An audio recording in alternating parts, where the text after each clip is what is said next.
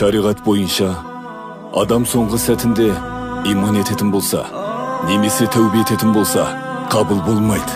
Себебі ажалды көріп, ақиқатқа көзі жетіп, иман ету ғайыпқа иман ету болып саналмайды.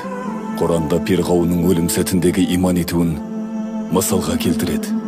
Соңғы деміне дейін иман етпестен күпірлік етіп келген перғауын суға тұншығатын сәтте иман еттім дейді. Алайда Алла оның иманын қабыл етпейді.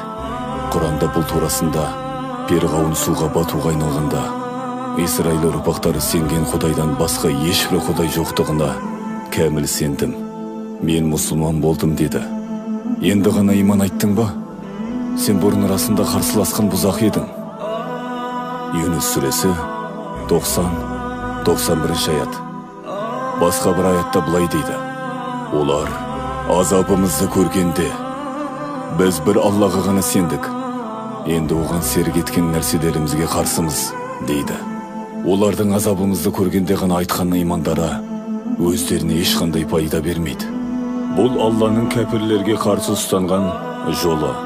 Бұл кезде кәпірлер зиян шегеді.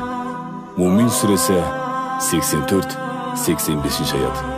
Сол секілді пенденің ажал алдындағы тәубесі де қабыл емес. Жаналқымға келмей тұрып, күн батыстан шықпай тұрып, иман ету және тәубе ету керек. Қайшы жағдайда соңғы айтқан сөзі есепке алынбайтын болады. Матуриди сенім мектебінің ұстанымы бойынша адамның соңғы сәтіндегі халіне қарап емес, өміріндегі амалы бойынша үкім беріледі.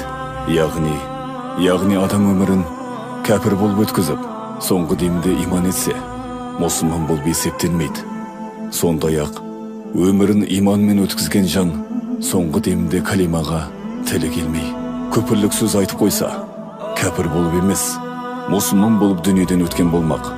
Мұсылман пенде әрдайым мына дұғаны жасаған абзал болмақ: уа, жер мен көктің жаратушысы, бұл дүние мен ақыреттегі ием өзіңсің.